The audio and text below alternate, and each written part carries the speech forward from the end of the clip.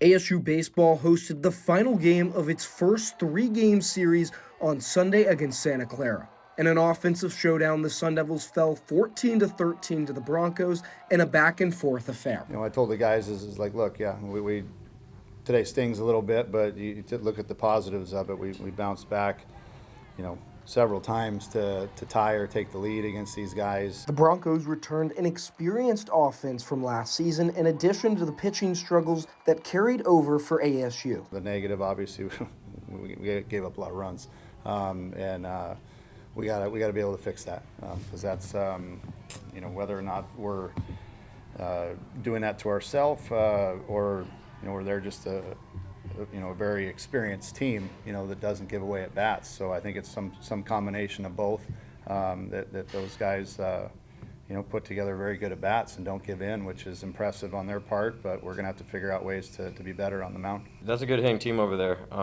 Sometimes you got to give them the credit. They were working hard, pitch, and, they got us. I wouldn't say that we struggled. I think,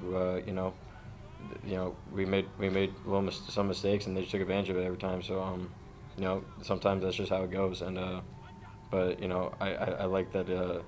There's no shying away from it. Right after something bad happened, right back to it. So I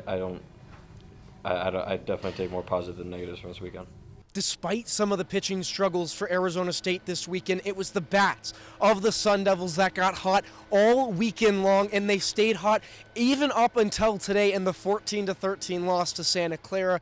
Lots of home runs, lots of hits, and of course, tons of excitement within the dugout and around Phoenix Municipal Stadium. I don't think I've ever scored that many runs in a college baseball game. I mean, it was awesome. I mean, the offense was electric this whole weekend.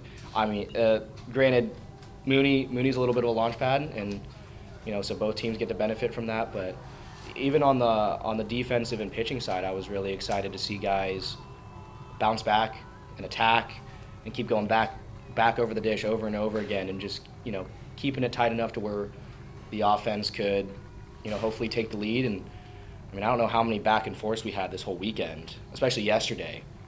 So I was just excited to see guys really grit their teeth today, and yesterday actually, just grit their teeth and compete for the guy next to him. ASU faces K-State on Tuesday, looking to freshen up on the mound against one of the nation's top teams. For Inferno Intel, I'm Jack Bartlett.